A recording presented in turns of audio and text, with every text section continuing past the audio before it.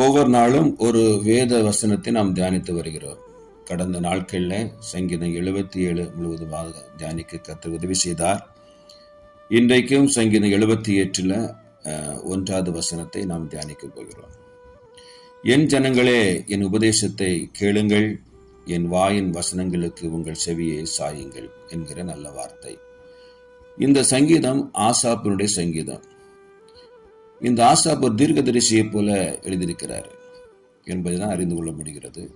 இது 2வது வசனத்தை வாசித்து பார்த்தோம்னா, என் வாயை ஓமையினால் திறப்பேன், பூர்வ காலத்து மறைபொருட்களை வெளிப்படுத்துவேன் என்கிற இந்த வாக்கியம் மத்தேயு சுவிசேஷம் 13ஆம் அதிகாரம் 35வது வசனத்தில் இருக்கிறது. இயேசு சொல்லும் பொழுது, என் வாயை ஓமையினால் திறப்பேன், உலக தோற்றம் முதல் மறைபொருள்களை வெளிப்படுத்துவேன் என்று தீர்க்கதரிசியால் உரைக்கப்பட்டது நிறைவேறும்படி இப்படி நடந்தது என்று சொல்லி ஆண்டவரை இயேசு கிறிஸ்து சொல்லுகிறதை நம்ம கவனிக்க முடிகிறது. என் அன்பு சகோதர சகோதரிகளே, இந்த காலை வேளையில் இந்த வார்த்தை கேட்டுக்கொண்டிருக்கிற நீங்க, வேதம் சொல்கிறது என் உபதேசத்தை கேளுங்கள் என்று சொல்லி. இன்றைக்கு எத்தனை பேர் இந்த உபதேசத்தை கேட்கிறவளா இருக்கிறார் என்பது தெரியவில்லை. ஆனால் இந்த உபதேசத்தை கேட்டால் மாத்திரம்தான் நிற்க முடியும் என்பதை அறிந்து கொள்ள வேண்டும். இந்த காலை வேளையில சாத்ராக், மேஷாக், ஆபேத்நேகோ சொல்லும் பொழுது, நாங்கள் இந்த விக்கிரகங்களை வணங்குவதில்லை, நாங்கள் ஆராதிக்கிற தேவன் எங்களை தப்புவிக்க வல்லவராயிருக்கிறார், ராஜாவாகிய உம்முடைய கைக்கும் இந்த எரியின் அக்கினி சூளைக்கும் தப்புவிக்க வல்லவராயிருக்கிறார். ஒருவேளை அவர் தப்புவிக்காவிட்டாலும் நாங்கள் நீர் நிறுத்திய இந்த சிலைகளை வணங்குவது இல்லை என்கிற ஒரு உறுதியான பதிலை சொன்னதை நாம் வேதத்தில் வாசித்திருக்கிறோம். இது காரணம் தெரியுமா? அவள் நியாயப்பிரமாணத்தில், அதாவது சத்தியத்தில் உபதேசத்தில் கட்டப்பட்டிருந்தாங்க. உபதேசம் என்ன சொல்லுகிறது என்று சொன்னால், விக்கிரகங்களை வணங்கக்கூடாது என்று சொல்கிறது, வேதம் சொல்கிறது. எனவே அதுல உறுதியாக இருந்தாங்க. எனவே பாருங்க, அப்படிப்பட்ட உறுதியான ஒரு தன்மையோடு கூட செயல்பட்டதுனால அக்கினி சூளைக்குள்ளாலையும் ஆண்டவர் காப்பாற்றும்படியாக இறங்கி வந்து அவர்களை உயிரோடு மீட்டு கொண்டதை கவனிக்க முடிகிறது. இந்த கடைசி நாட்களில் நாம் உபதேசத்தை கேட்காதபடிக்கு செவியை அடைத்து கொண்டு கட்டுக்கதைகளையும் கற்பனை கதைகளையும், இருதயத்துக்கு ஏற்ற மகிழ்ச்சி, சந்தோஷம், ஆட்டம், பாட்டம், கொண்டாட்டம், கூத்துன்னு சொல்லி தேவனை விட்டு தூரம் போக பண்ணுகிற சில நவீன கால உபதேசங்களுக்கு அநேக கோடிக்கணக்கான ஜனங்கள் என்ன செய்தாங்க, நாட்களில் சிக்கிர கொண்டாங்க. எனவேதான் வேறு நாடுகளில் சபைகள் பாருங்க, இங்கிலாண்டிலெல்லாம் சபைகள் 3500 மேல சபைகள் பூட்டப்படுகிறது. சபைகளில் ஆட்கள் இல்லை, எல்லாம் இப்படிப்பட்ட களியாட்டுகள் விடுதிகளில் கடந்து போயிட்டாங்க. ஏனென்றால் சத்தியத்துக்கு செவி சாய்க்க கூடாதபடி செவிகளை அடைக்கிற காலம் வரும், அது இப்போதே வந்திருக்கிறது என்று சொல்லி அறிந்து கொள்ள முடிகிறது.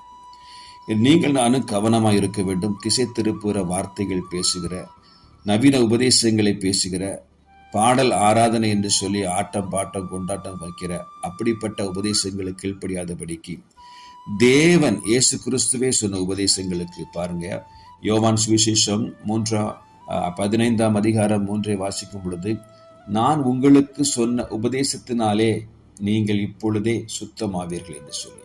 அப்படி என்னால் உபதேசம் நம்மளை சுத்தப்படுத்தும் என்பதை மறந்துவிடக்கூடாது.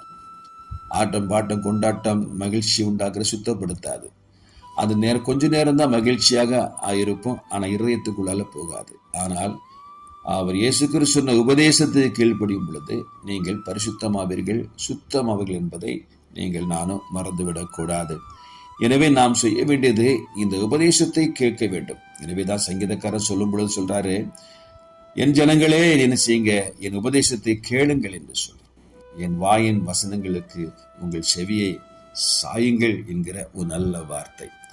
எசையா தீர்க்கதரிசி 51ஆம் அதிகாரம் 4 வாசிக்கும் பொழுது, என் ஜனங்களே எனக்கு செவி கொடுங்கள், என் ஜாதியாரே என் வாக்கை கவனிங்கள், வேதம் என்னிடத்திலிருந்து வெளிப்படும், என் பிரமாணத்தை ஜனங்கள் வெளிச்சமாக ஸ்தாபிப்பேன் என்று சொல்லி. பாருங்க, வேதம் என்னிடத்து வெளிப்படும் என்று சொன்னால் அந்த இயேசுவிடத்திலிருந்து வசனம் வெளிப்படும், வேதம் வெளிப்படும். எனவே இதை கை கொண்டால் உனக்கு ஆரோக்கியம் உண்டு, சுகம் உண்டு, சுகவளம் உண்டு, ஞானம் உண்டு, புத்தி உண்டு, இவைகள் கை கொள்ளும் பொழுது நமக்கு பொல்லாப்பு இல்லை, பாவம் அணுகாது என்பதை அறிந்து கொள்ள வேண்டியது அவசியமா இருக்கிறது. எனவேதான் இந்த உபதேசத்தை நீங்கள் கற்றுக்கொள்ள வேண்டும்.